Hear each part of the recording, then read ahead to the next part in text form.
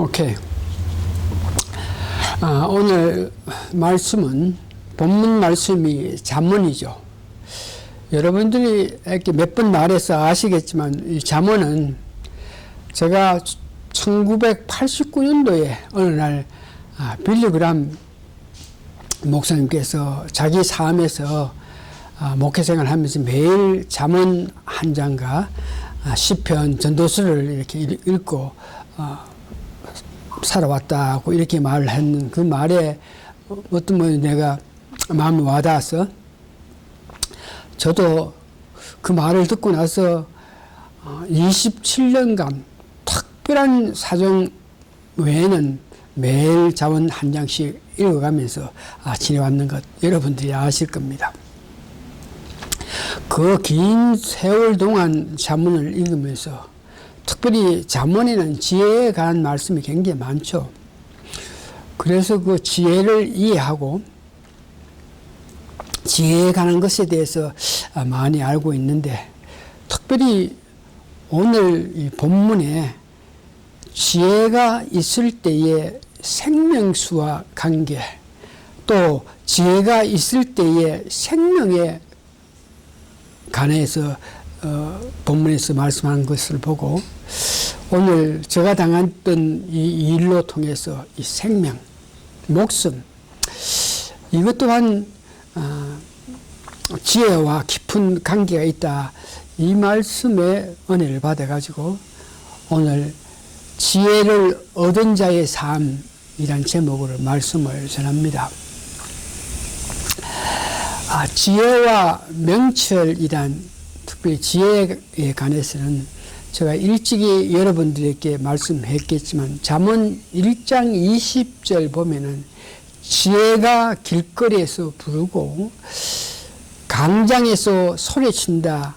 그러니까 지혜를 이와 같이 품성적으로 말을 했기 때문에 그 지혜란 예수님을 뜻한다 하는 것을 일찍이 알았고 또한 예수님이 말씀이 육신되어서 우리 가운데 계신 분이 독생자 예수님이라 그래서 이 말씀 전체가 지혜인 것을 알고 있었습니다. 특별히 요한복음 5장 39절에 예수님께서 너희들이 성경을 상고하고 있으나 이 성경은 나에 대해서 전체 말하는 것이다. 이 말씀을 받아들여서 성경 66권은 다 지혜의 말씀이다. 이렇게 알아서 이 지혜를 받으면 하나님 말씀을 잘 알아듣고 하나님 말씀을 알아들었기 때문에 판단력이 생겨서 무엇을 깨달아 알게 되고 무엇을 그때그때 바르게 판단할 수 있게 되는 것입니다. 이 지혜 문제는 하나님과 깊은 관계를 성숙한 관계를 맺고 있을 때에 하나님께서 주시는 은혜입니다. 지혜란 사람들의 어떤 노력으로 수고로 공부하고 뭐 이렇게 해서 얻는 것이 아니고 지혜란 순전히 하나님께서 우리에게 주시는 것입니다. 그래서 이 지혜의 말씀은 지혜란 하나님께 우리가 간절히 원할 때에 나의 부족함을 알고 내 부족함을 하나님께 호소하시면서 내가 살아가는 데에 지혜가 있어야 바르게 알고 판단하고 살 건데 지혜가 부족한 것을 알면서 지혜를 주십시오 하고 하나님께 호소하면 하나님께서 우리에게 하나님께서 지혜를 주신다.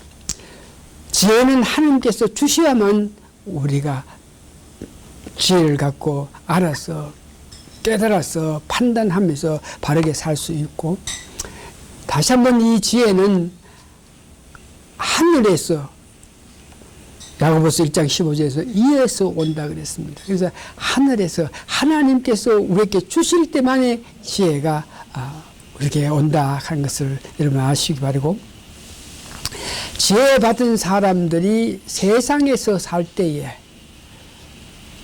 말씀을 알고 깨달았을 때에 이 세상 속에서 살면서 어떻게 행동하고 어떻게 말한다, 이런 문제에 대해서 근신할 수 있는 그런 우리가 지혜를 가지는데, 이것을 보고 명철이라 그럽니다. 마태복음 5장, 6장, 7장은 천국 복음이다. 다시 말해서 천국 백성이 이 땅에 살아가서 살 때 어떻게 살아라고 이렇게 말씀했기 때문에, 우리가 그 마태복음 5장, 6장, 7장을 바로 이해할 때에 이 땅에서 어떻게 말하고 어떻게 행동하는 것을 알 수 있겠습니다. 그래서 지혜 받은 사람은 자연히 이 땅에 살면서 명철해서 총명한 삶을 살고 있을 수 있다는 것입니다. 그래서 오늘 지혜는 하나님께서 우리에게 주실 때에 받는 것이다. 명철은 지혜를 받아서 말씀을 깨닫고 알 때에 마태복음 5장, 6장, 7장에 말씀한 것을 바로 이해하고 바로 깨달아서 판단하고 우리가 실제 삶 속에서 근신하면서 나타날 수 있다 그랬습니다. 오늘은 이 지혜와 명철을 가진 자들이 이 세상에 살아가면서 과연 어떤 삶을 살 수 있게끔, 지혜를 주신 하나님께서, 총명을 주신 하나님께서 그들에게 이 땅에 이렇게 살 수 있다고 이렇게 말씀하신 것입니다. 그래서 지혜를 받고 총명을, 명철을 받은 자들은 첫 번째 영적으로 세상의 어떤 것보다 하나님이 가장 귀하고 하나님을 가장 사랑한다, 이런 마음을 가질 수가 있습니다. 그래서 우리가 지혜 받은 사람입니다, 명철한 자입니다, 그러면은 금, 은, 보석, 어떤 귀한 것보다가 내 삶에서 하나님이 가장 귀하고 하나님을 가장 사랑한다는 그런 마음을 가지면서 살 수 있다. 여러분 그렇게 살아야 된다 하는 것을 이야기합니다. 또한 지혜와 명철을 가진 자들은 살아가면서 좋은 일만 있는 것이 아니고 어렵고 힘들고 안타까운 일들이 있어가지고 내 삶에 여러 가지 부조리한 그런 삶을 살 때에 하나님께서 우리를 바르게 살기를 원하신 하나님께서 우리에게 징계도 하시고 꾸지람을 함께 하시는데, 이것을 지혜와 명철이 있는 자들은 하나님께서 사랑으로 우리에게 역사하신다 하는 것을 깨닫고 알아야 됩니다. 잠언 3장 11절 12절에 보면 하나님께 징계받는 자, 하나님께 꾸중받는 자, 그 아버지가 아들을 사랑해서 나타내게 한다 하는 것을 알아라 그럽니다.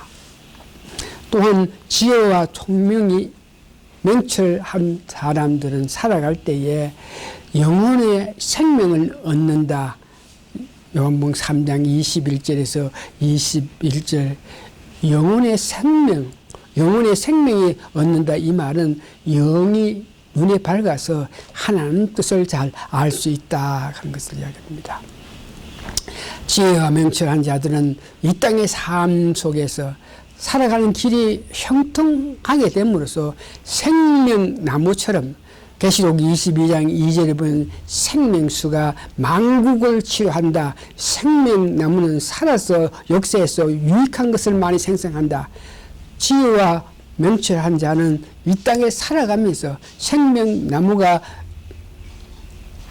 나무의 잎사귀를 만국을 치료할 수 있는 그런 것들을 내는 것 같이 우리가 살아가면서 계속 믿음생활을 함으로 귀한 것을 나타낼 수 있다는 것을 이야기하고, 잠언 3장 16절에 지혜와 명철 있는 자는 장수하고 또한 부귀한 삶을 산다. 건강하고 살아가면서 남들에게 어떤 좋은 말을 듣는 그런 사람이 되게 된다. 지혜와 명철한 자는 이 땅에 살아가면서 두려움 없이 편안한 삶을 살 수 있다. 특별히 잠언 3장 23절에서 26절에 보면 지혜와 명철한 자는 하나님 주신 은혜로 당당하게 이 땅에 편안한 마음으로 두려움 없이 건강하게 깊은 잠, 달게 잠을 자면서 어떤 어려움에도 치우치지 않고 하나님만 의지하고 살 수 있는 이렇게 지혜와 명철 있는 자는 이렇게 아름다운 삶을 살 수 있다 그럽니다. 다시 말해서 지혜 있는 자, 명철한 자는 삶 속에서 적어도 하나님께서 우리 성도의 길을 인도하신다. 다시 말해서 하나님께서 나를 인도하신다. 푸른 초장으로 인도하신다. 하나님은 나의 목자시니 목자 되신 하나님께서 양떼인 나를 좋은 길로 인도하신다. 그런 것을 믿을 수가 있습니다.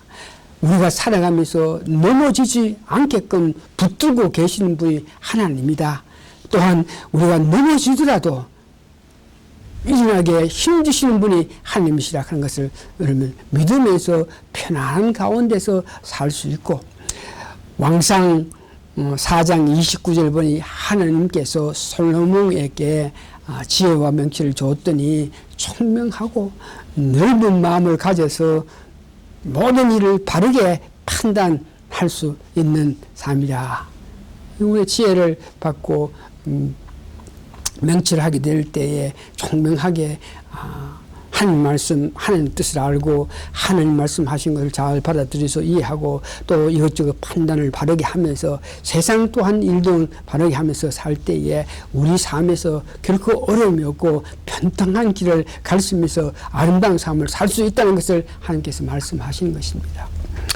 그래서 오늘 우리가 중요한 것을 이 본문을 통해서 은혜 받기로 원하는 것은, 오늘 제가 중심적으로 여러분들에게 말씀하기로 원하는 것은 형통한 삶을 누리지 못하게 될 때에 어떻게 되나 이겁니다. 많은 믿는 사람들이 정말 지혜와 명철이 있어가지고 하나님 뜻대로 살면서 하나님 뜻을 이해하고 하나님께서 말씀하셨기 때문에 이것저것 판단하면서 살 때에 아름답게 형통하게 살 수 있는데, 우리가 사는 걸 보면 많은 믿는 사람도 살아가면서 형통하지 못하고 여러 가지 어려움 가운데 안타까운 길로 가고 있는 삶을 살고 있을 때, 이것을 하나님께서 보시면서 그들 삶을 그냥 그대로 두지 아니하시고 징계하시고 꾸지람을 주신다. 잠언 3장 11절에서 12절 보니까 하나님께서 사랑한 자들이 어렵게 살고 안타까운 삶에서 지혜와 명철을 갖고 있으면서 이런 아름다운 삶을 살아야 되는데, 그 삶을 살지 못하는 그들에게 하나님은 징계로 혹은 꾸지람으로 바르게 하신다.